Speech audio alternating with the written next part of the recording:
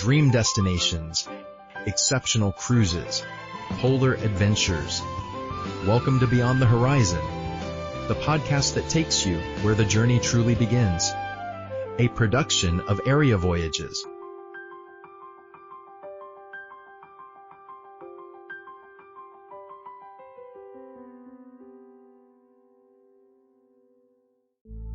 Imagine the absolute highest rated luxury resort on the entire planet. Right. I mean, a place that's been objectively scored by the most ruthless independent critics, higher than the Ritz Paris, higher than, the Four Seasons in the Maldives. Higher than literally anything else in its class. Exactly. Now, imagine that this resort is floating. Mm-hmm. And finally, imagine that for the last, 3 decades or so, its creators have actively, intentionally hidden it from you. Yeah, behind this completely impenetrable wall of language and cultural isolation. It's wild. So today you are joining us for a deep dive into this incredible, highly exclusive 2026 cruise guide. Yeah, it was authored by Yvon Jr. Blanchette. He's a travel advisor and a luxury cruise specialist at Area Voyages. Right, and he has documented this massive seismic shift that's happening literally right now. Hapag-Lloyd Cruises, this German maritime titan that holds these unprecedented ratings, they are finally tearing down that wall. They are. As of January 2026, they're globalizing their absolute crown jewel. Which completely inverts the traditional model of ultra-luxury, right? Oh, totally. Because the standard playbook is that prestige requires global recognition. You build something extraordinary and you immediately translate your marketing into 20 different languages to capture international wealth. Of course. But this is a case study in creating a closed-loop hospitality system. Mm-hmm. It's a monopoly of quality that they maintained precisely because they rejected a global audience. Wow. So opening the MS Europa to the English-speaking world, it's far more complex than just printing some new menus. Absolutely. Blanchette's guide is essentially documenting a high-stakes corporate tightrope walk. Yeah. They're attempting to transplant a really singular, culturally specific standard of perfection into a globalized context. Yeah. And they have to do it without diluting the very soul of the ship. Right. Which brings us to our mission for this deep dive. We are going to completely unpack this ultra-exclusive world of Hapag-Lloyd Cruises. We're going to deconstruct their unique 5-star plus Berlitz rating. And we mean getting into the microscopic, obsessive details of what that actually entails. Yeah, it's fascinating. We'll also examine the stark engineering differences between their classical luxury ships and their hardcore polar expedition vessels. Because ultimately, if you are looking to invest in the absolute apex of ocean travel, we want to help you decode exactly what kind of traveler belongs on which ship. Exactly. So to understand the stakes of this 2026 expansion, we really first have to understand the benchmark they're protecting. The Berlitz rating. Right. The Berlitz Cruise Guide isn't a collection of user-submitted internet reviews. It's not Yelp for boats. No, not at all. It is the most granular, unforgiving evaluation framework in the maritime industry. They assess around 400 distinct criteria. Okay, let's stop right there. Because 400 criteria is one of those numbers that just gets thrown around in marketing copy. But let's actually think about the sheer operational logistics of that. It's staggering. We aren't talking about checking a box that says, food is good. A 400-point inspection means they are evaluating the acoustic dampening in the corridors. They are checking the ambient temperature of the cheese trolley. Literally checking the temperature. Right. And they're timing the exact seconds it takes for a steward to answer a call bell. And then tracking whether that steward addresses you by name without checking a ledger first. Oh, it goes even deeper. They are evaluating a clarity of the ice cubes in your cocktail. Wait, really? The ice cubes? Yeah. Which requires a highly specific oxygen extraction process in the ship's water filtration system. That is insane. They test the thread count of the linens, and even more importantly, how those linens hold up against the rapid degradation caused by salty marine air. Wow. They even calculate the gross tonnage to passenger space ratio. Which means what exactly? It means they measure the actual cubic volume of breathing room each guest is afforded. It's a microscopic audit of hospitality physics. And the historical record here is just staggering. In a global industry worth tens of billions of dollars, with massive conglomerates pouring endless capital into new builds, only 2 ships on the entire planet have ever achieved the Berlitz 5-star plus rating. The MS Europa and her sister, the MS Europa 2. Yep. Europa has held it continuously since the category was literally invented just to describe her. And, furthermore, the entire 5-ship Hapag-Lloyd fleet is the only one in the world to hold a 5-star rating across the board. Which is where Hapag-Lloyd's operational philosophy completely diverges from the rest of the industry. Blanchett points out that Hapag-Lloyd doesn't treat the Brillet's 5-star plus rating as like a retrospective award. Right, it's not just a trophy for the lobby. Exactly. They treat it as an active, predictive operational manual. The management teams on board are actively adjusting staffing matrices, supply chains, maintenance schedules on a daily basis. Specifically to hit those 400 criteria. Every single day. Though it's a structural, load-bearing pillar of their business model. Absolutely. But this loops us right back to our central mystery here. If you possess the 2 objectively best vessels on Earth, verified by the harshest critics, why hasn't the broader English-speaking luxury market adopted them? Right. I mean, it's not a lack of wealth. The American and British ultra-luxury markets are massive. It's that cultural barrier we mentioned at the start. The language barrier acted as an incredibly effective filter. How so? Well, for decades, MS Europa was a predominantly German language ecosystem. It wasn't just that the announcements over the PA were in German. Right. The entire social fabric, the evening entertainment, the unspoken cultural norms of the dining room, it was all tailored to a highly specific, very demanding German-speaking demographic. It's basically the equivalent of finding a 3 Michelin star restaurant hidden in a remote Bavarian village. That's a great analogy. The food is the best in the world, the service is flawless, but the staff only speak a regional dialect, and the other patrons have been dining there for generations. Exactly. Unless you speak the language, you're an outsider. You could physically book a cabin, sure, but you couldn't truly participate in the culture of the ship. Which I imagine created this highly insulated echo chamber of luxury. It did. The guests knew exactly what to expect, and the crew knew exactly how to deliver it. And honestly, monolingual environments actually reduce operational friction. Really? How does that work? Well, think about it. When a waiter doesn't have to mentally switch between German and English to explain a super complex wine pairing, service is fractions of a second faster. Oh, that makes total sense. And when announcements are only in one language, they take half the time, which makes the whole ship feel quieter and more relaxed. But you know, growth requires breaking that echo chamber. And that brings us to the big shift in January 2026. Right. Blanchett's guide details that Hapag-Lloyd has fundamentally committed to a fully bilingual MS Europa. So menus, daily programs, crew interactions, lectures, all now seamlessly operating in both German and English. Yes. But if you look at the social dynamics of this, they're deliberately introducing friction to widen their global market. What do you mean by friction? Well, if you're an English speaker boarding the newly transitioned Europa in 2026, the crew might speak flawless English to you. Sure. But the couple at the adjacent table in the lounge, they're still probably speaking German. Ah, you're still crashing a German party, essentially. Exactly. That is the exact psychological tension of this 2026 shift. Hapag-Lloyd is asking the international traveler to be comfortable in a multilingual social sphere. So functional barriers are gone. You can order your dinner in English perfectly fine, but the ambient vibe is still very European. Right. For some travelers, that cosmopolitan mix is thrilling. It feels very authentic. But for others who are maybe seeking a homogeneous American or British country club vibe, it requires a bit of an adjustment. And it's crucial to map out how this language strategy varies across their whole fleet, right? Because it's not a monolith. Definitely not. The MS Europa 2, for instance, was designed from its inception in 2013 to be inherently bilingual. So it was built for the international market from day one. Yes, and the same goes for 2 of their expedition ships, the Hanseatic Inspiration and the Hanseatic Spirit. Those are natively bilingual vessels. But the Hanseatic nature is different. Yeah, Hanseatic nature remains primarily a German-speaking environment. Okay, so Blanchett's practical advice here is super vital from a consumer perspective.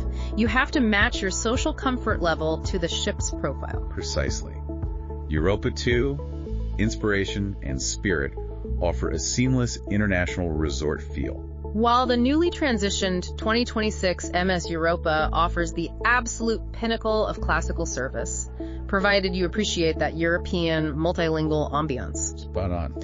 So we have the Europa mastering the oceans with champagne, but we really need to look at the engineering that allows this level of service to exist in the first place. Yeah, you don't just wake up one morning and decide to hit 400 hospitality criteria. Right, that requires some deep institutional memory. We actually have to rewind all the way to the mid-19th century to understand the maritime architecture of this brand. The pedigree here is arguably unmatched in commercial passenger shipping. Yeah. You have to look at the Hamburg Amerikanisch Packetfahrt Action Gesellschaft, or Hapag. Which was founded in 1847, right? Exactly, and Norddeutscher Lloyd, founded in Bremen in 1857. And these weren't just, boutique travel companies. They were the logistical backbone of transatlantic migration and global trade. They were moving thousands and thousands of people across the North Atlantic, which is the most brutal ocean in the world. But what fascinates me is the economic pivot they made in 1891.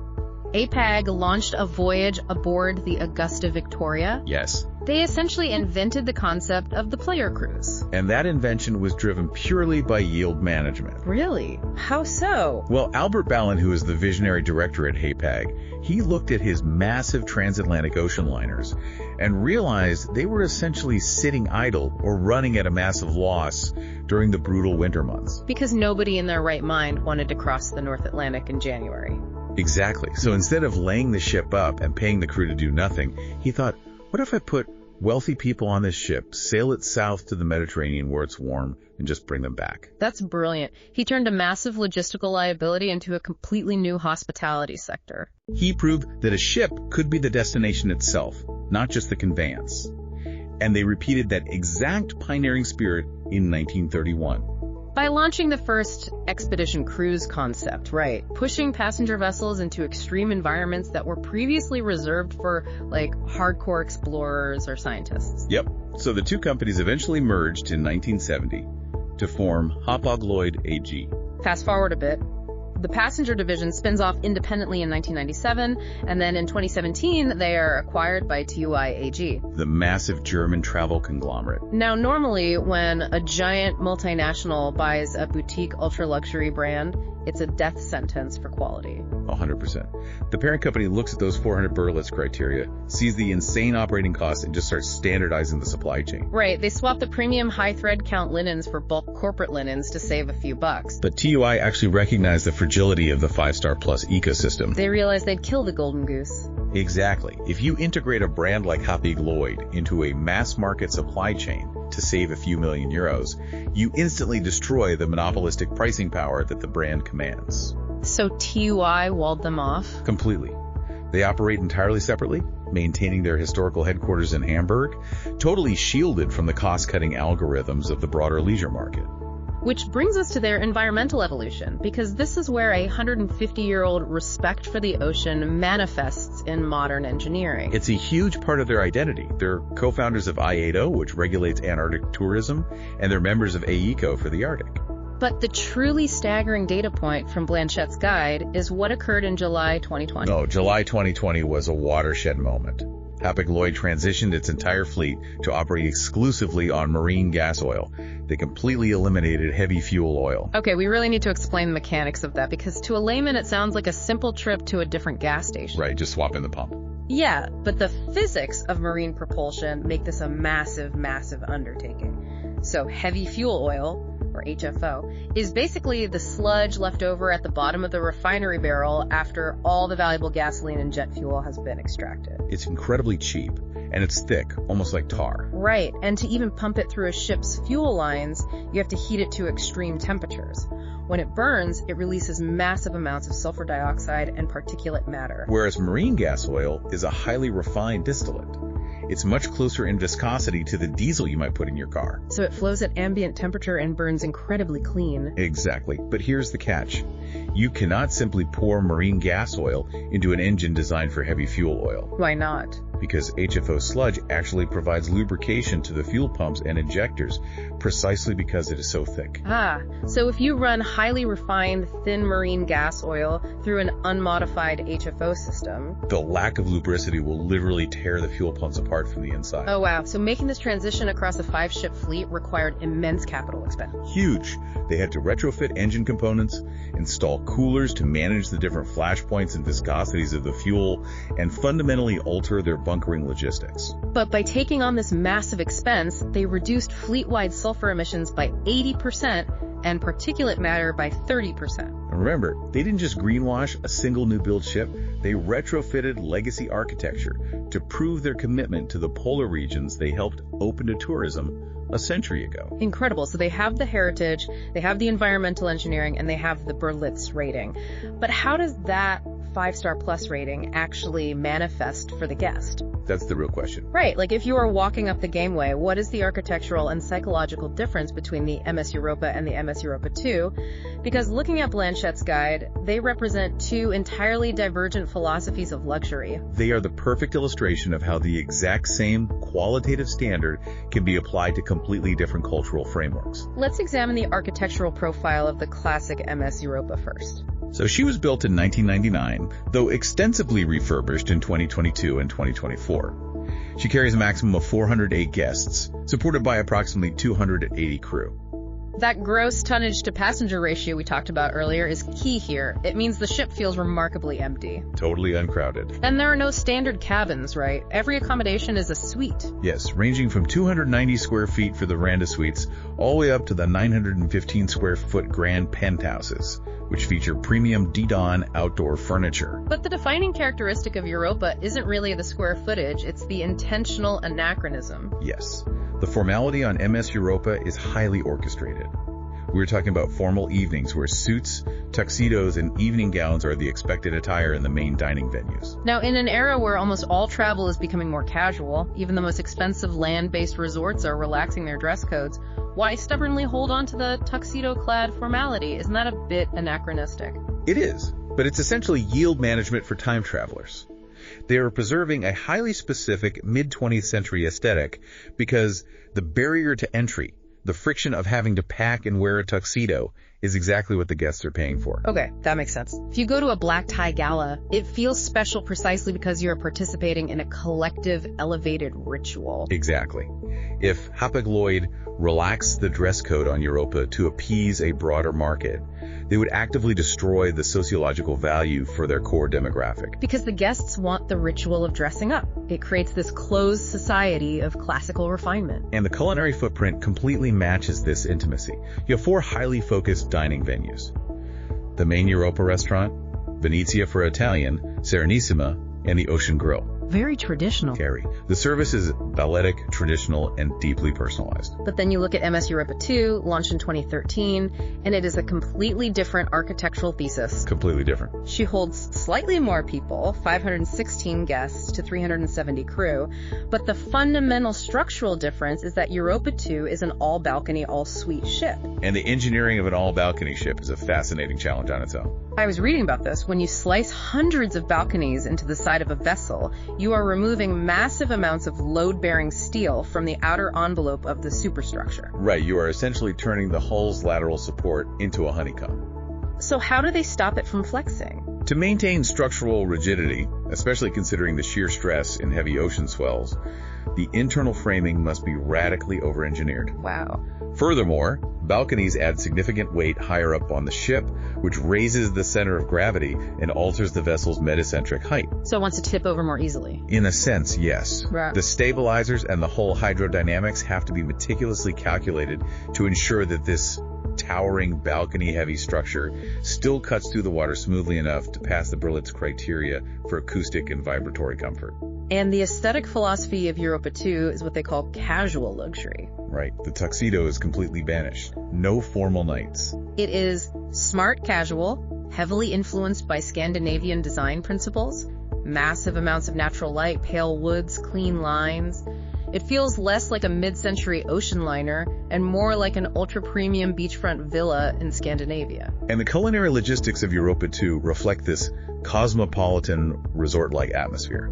Instead of 4 intimate restaurants, they operate 7 distinct venues, including Sakura, their dedicated Japanese restaurant, and a fully equipped cookery school. Right, and think about the supply chain required for Sakura. We take sushi for granted on land, but delivering Berlitz 5-star plus grade raw fish while crossing the Indian Ocean, it requires an incredibly complex cold chain logistics network. Because they can't just run to the local fish market if they run out. Exactly. They have to map out provisioning ports months in advance, coordinate with global fisheries, and utilize specialized deep freeze containment on the ship just to ensure the bluefin tuna meets those microscopic Berlitz standards. It really is a logistical triumph. And by expanding the footprint to include amenities like a Cartier boutique, a kids club, and the Knopf Club, Europa 2 caters to a younger, highly affluent international demographic. So if you were to summarize the difference between the two, I'd say Europa is like attending a state dinner at Downton Abbey, a closed, classical society where you go to participate in a grand, formal tradition. Love that. And Europa 2 is an open, contemporary resort where you go to decompress in absolute frictionless luxury. Exactly.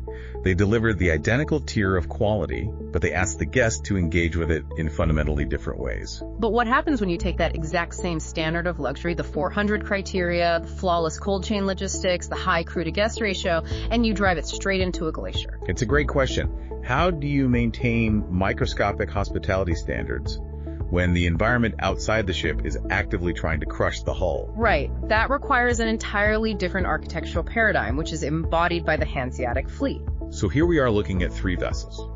Hanseatic Nature, launched in 2019, Hanseatic Inspiration, also 2019, and Hanseatic Spirit in 2021, built by Viard Holdings in Tulsi, Romania. And the critical engineering metric here is that all 3 are certified Polar Class 6. Yes. Now, PC6 is the absolute highest ice-strengthened classification currently available for a passenger vessel. But again, let's explain the mechanics of what that actually means, because this isn't just taking a luxury sports car and slapping snow tires on it, right?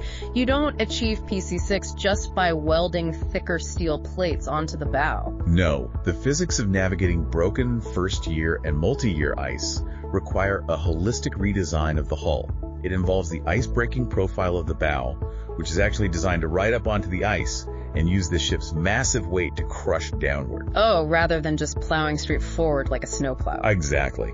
And the internal framing spacing is crucial. If you just have thick steel, the pressure of the ice pack will just buckle the plates inward. Right. A PC6 hull has internal structural ribs placed much closer together to distribute that immense lateral crushing force safely throughout the superstructure. So this is basically building a military-grade tank, but lining the inside with Italian leather. That's pretty much it. But the true genius of the Hanseatic design is the isolation. It is the aerospace equivalent of trying to build a NASA lunar rover, fully capable of surviving the vacuum of space. But the astronauts insist on having a functioning Michelin star kitchen in the back. Yes, because if the hull is constantly vibrating from crushing multi-year ice, how do you stop the crystal wine glasses in the dining room from shattering? Or how do you stop the structural resonance from keeping the guests awake? They utilize advanced acoustic dampening mounts, floating floors, and decoupled bulkheads. So the floor you're standing on isn't rigidly attached to the hull hitting the ice. Right. The luxury interior is essentially physically isolated from the brutalist realities of the ice-breaking hull. Blanchette emphasizes that these are not compromised vessels. They weren't luxury ships retrofitted for ice, nor scientific vessels with nice beds added later. The hardcore polar survivability and the 5-star Berlitz luxury were engineered symbiotically from the keel up. And that uncompromising design extends to the expedition hardware too. They carry fleets of Zodiacs, kayaks, and feature a dedicated mudroom. Which is crucial. Yeah, managing the logistics of transitioning 200 people from extreme polar conditions back into a pristine luxury interior sounds like a nightmare without a mudroom. Absolutely. And they include all the gear. They loan you the warm parkas, the rubber boots. They even provide binoculars, 1 pair per cabin, and Nordic walking poles. And you are flanked by a dedicated team of scientists and naturalists. And their operational range is staggering because of that PC6 rating. They can confidently operate in Antarctica, Svalbard, Greenland, and Franz Josef Land. But their maneuverability also allows them to navigate the Amazon River, the South Seas, the Great Lakes, the Azores. But the most fascinating economic detail in Blanchette's entire guide regarding the Hanseatic fleet involves their passenger capacity. This blew my mind. The ships are physically built to hold a maximum of 230 guests. Yes. Yet when they enter Antarctic waters, Hapag-Lloyd strictly caps the passenger manifest at 199. They deliberately sail with 31 empty beds. Yep. From a pure yield management perspective, leaving 31 ultra-premium fares on the table feels like leaving money on the table. It seems like financial madness. It does, until you look at the regulations. It is actually a master class in value preservation, dictated by the IATO regulations we discussed earlier. The Antarctic Tour Operators Group. Right. They have strict environmental protection mandates. One of the primary rules is that a ship cannot land more than 100 passengers at a single site at a time. Okay. And crucially, a ship carrying more than 200 passengers faces severe restrictions on where and how often it can land anyone at all. So if you sail with your full capacity of 230 guests, you legally cannot put everyone on the ice simultaneously. Exactly. You have to operate in shifts. Group A goes out for 2 hours, while Group B sits in the lounge looking out the window, drinking coffee, waiting for their turn. By capping the manifest at 199, Hapag-Lloyd guarantees that every single guest can engage in expedition activities simultaneously. In the ultra-luxury market, time is the ultimate finite commodity. You aren't just paying for the suite, you are paying to eliminate friction and waiting. That is the ultimate luxury, time and access. They are essentially unbundling the risk of wasted time. By sacrificing the revenue from those 31 beds, they radically inflate the experiential value of the remaining 199 tickets. And combined with the PC6 rating, which allows them to penetrate deeper into the ice pack earlier in the season than lesser-rated ships, that guarantee of access is just unparalleled in the market. Which perfectly transitions us to the economics of ultra-luxury as a whole. We know the history, the engineering, the microscopic hospitality standards, but what does this actually look like when you hand over your credit card? Right, how does Hapag-Lloyd's model stack up against the rest of the ultra-luxury market? Because the term all-inclusive is heavily manipulated in travel marketing. Oh, incredibly so. We need to define exactly what Hapag-Lloyd includes in their base fare. Let's do it. Across all 5 ships, your ticket covers all meals at all venues, including the specialized culinary concepts with no supplemental cover charges. Okay. It includes a comprehensive selection of alcoholic and non-alcoholic beverages, all gratuities, a daily restocked minibar, champagne on arrival, in-cabin coffee, 24-hour room service, and Wi-Fi. Though I noted Wi-Fi is 1 free hour a day on Hanseatic and broader on Europa. Yes, and on the Hanseatic expedition voyages, that inclusion matrix expands to cover the core operational costs of the expedition. The Zodiac landings, the specialized lectures, the use of the gear. But here is where it gets really interesting, the critical pivot. On the classical luxury voyages, the MS Europa and MS Europa 2 shore excursions are not included. Right, you have to purchase them a la carte. To understand why this matters, we have to look at how Blanchette contrasts Hapag-Lloyd against their main competitors. Take Regent 7 Seas, for example. Regent operates on a maximally bundled model. Their upfront fare is staggering, but it includes literally everything. Unlimited shore excursions, premium spirits, even business class airfare in many markets. So Regent is the true, comprehensive, leave your wallet at home product.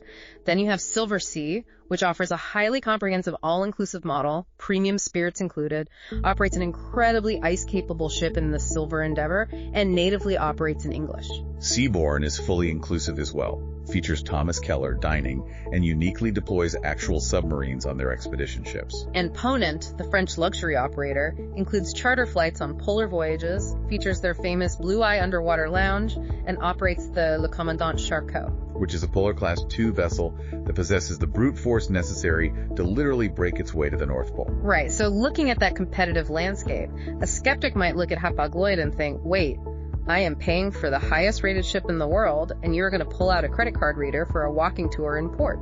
Isn't Hapag-Lloyd nickel and diming the ultra-wealthy? It initially looks that way, but we have to look at the underlying economics of bundling.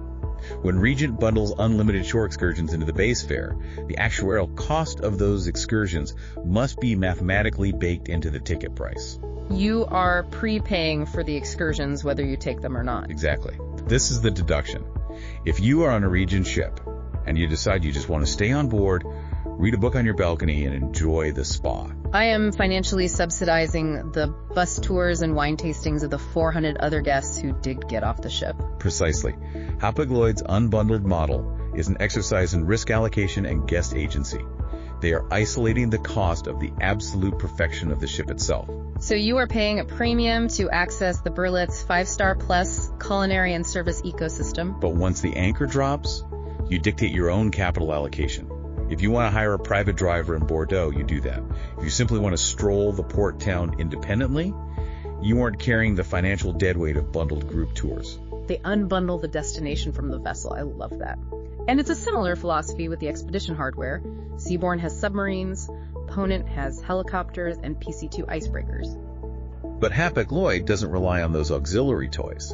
They anchor their value proposition in the pure, unadulterated excellence of their expedition faculty, the safety margin of the PC-6 hull, and the absolute certainty of their interior hospitality standard. It requires a highly informed consumer to appreciate this model, which is why Blanchette provides such a clear diagnostic for matching the traveler to the ship in his guide. Let's synthesize that diagnostic, actually. Yeah, please. If you are an English-speaking traveler seeking the mathematical perfection of the Berlitz 5-star plus standard, but you demand a contemporary, frictionless, cosmopolitan environment devoid of rigid dress codes, your destination is the MS Europa 2. Okay, and what if I want the expedition side? If you are an English speaker who wants to test the absolute limits of polar exploration without sacrificing an ounce of luxury, and you want to benchmark this against the finest offerings from Ponant or Seabourn, you book the natively bilingual Hanseatic inspiration or Hanseatic spirit. Got it. And the Hanseatic nature. If you're fully comfortable immersed in a primarily German linguistic and cultural environment, the Hanseatic nature is your expedition platform. And finally, if you seek the absolute apex of classical, refined ocean travel, that intentional anachronism of formality and grace, and you are socially adept enough to navigate a multilingual, European-dominant atmosphere, then the newly transitioned 2026 MS Europa is the unmatched pinnacle. Hapag-Lloyd has completely avoided the trap of building a homogenized megaship designed to appease everyone. They have constructed a portfolio of highly specialized machines, each perfectly calibrated to deliver a singular philosophy of travel. They really have. We have covered immense ground today.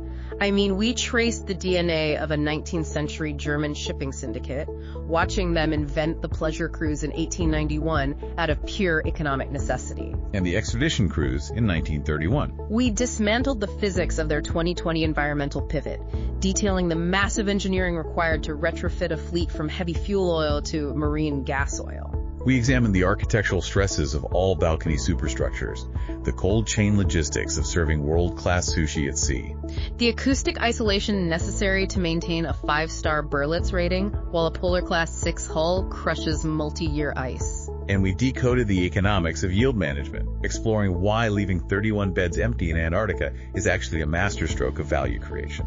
And how unbundling shore excursions protects the guest's financial agency. Listen, if you are attempting to navigate this labyrinth of choices for your own portfolio of travel, I highly recommend reaching out to the architect of this guide. Yes, engaging an advisor who understands the microscopic differences in yield management, hull classifications, and cultural demographics is essential when you're deploying capital at this echelon of the market. You can contact Yvonne Jr. Blanchette at ARI Voyages directly at 1-888-460-3388, or you can explore his insights online at areavoyages.com. It is the only way to ensure you are boarding the right reality. Absolutely. But as we close this deep dive, I want to return to the mystery we opened with. The wall of language that protected this monopoly of quality for decades is officially coming down in 2026. Hapag-Lloyd is translating the menus, rewiring the daily programs, and inviting the global English-speaking market into their most sacred spaces. They are attempting to globalize an intensely local masterpiece, and that presents a profound philosophical paradox for you to consider. It really does. If the legendary 5-star plus quality of the MS Europa was historically forged precisely because it catered to a highly specific, singular, uncompromising cultural standard, what actually happens when you introduce global variables? Does the friction of catering to multiple cultures, multiple languages, and multiple expectations inherently dilute the very soul of the system that made it perfect in the first place? As Hapag-Lloyd sets sail into 2026, their greatest challenge won't be navigating the crushing pressure of the Antarctic ice pack. Their greatest challenge will be navigating the survival of their own secret identity. Can you invite the entire world inside without losing the magic that existed when the doors were closed? It's the ultimate test, something to dwell on the next time you search for the absolute best of the best. Thank you for joining us on this deep dive.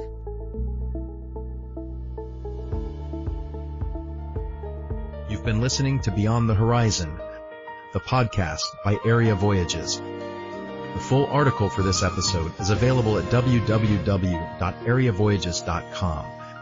Remember to like, share the podcast, and leave a review to help promote our work. Subscribe to the channel so you don't miss anything. Until next time, safe travels.